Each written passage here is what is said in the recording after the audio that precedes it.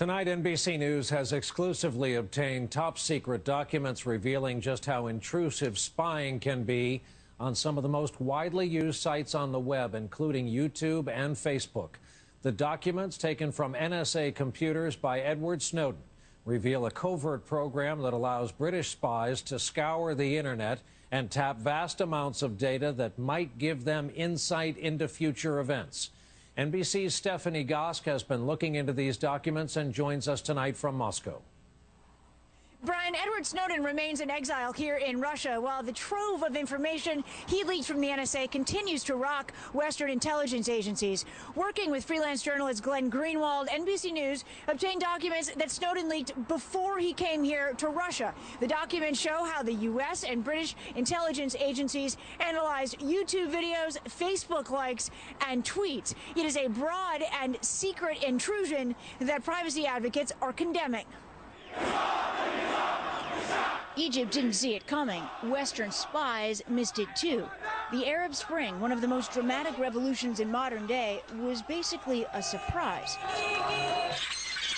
Fast forward to the one-year anniversary, a much smaller demonstration in the Gulf nation of Bahrain.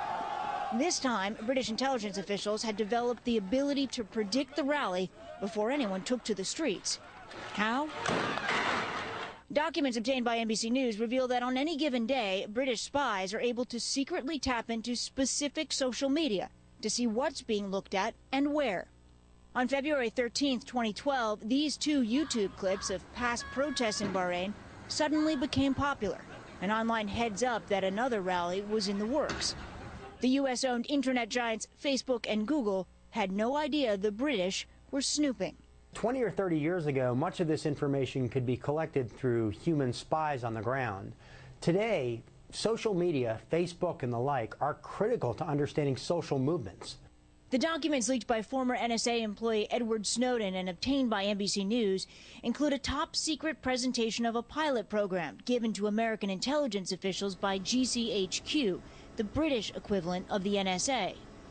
The slides show how British spies are capable of tapping into fiber optic cables and pulling unencrypted high-speed data, including YouTube addresses. They analyze the information to answer critical questions.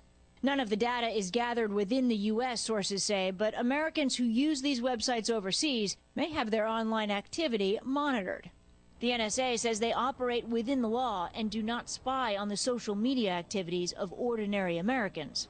Civil liberties groups, among others, are alarmed. It's one thing to spy on a particular person who has done something to warrant a government investigation, but governments have no business monitoring the Facebook likes of hundreds of millions of people.